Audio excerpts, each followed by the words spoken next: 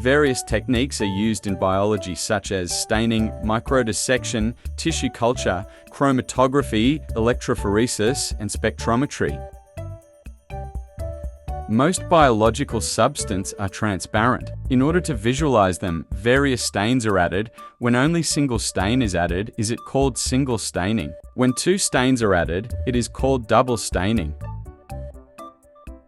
Micro-dissection is the technique in which a microscope is used to assist in dissection. Tissue culture is the technique in which nutrient medium is used to grow a cell or tissue. Animal tissue cultures are used to see any abnormality in the cell like sensors, tumors, and others. Chromatography is the technique used to separate different chemical compounds from a mixture. It is of different types, but we will discuss only paper chromatography here.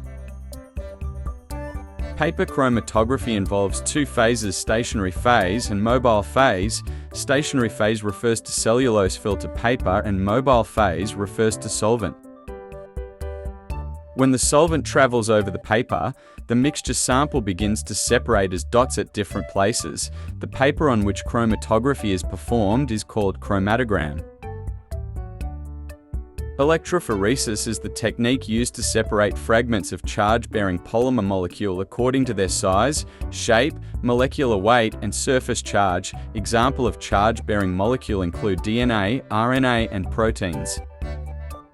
Spectrometry is the technique used to determine the absorption of different wavelengths of light by a particular chemical compound or a photosynthetic pigment. It is used to determine which wavelength of light has maximum absorption.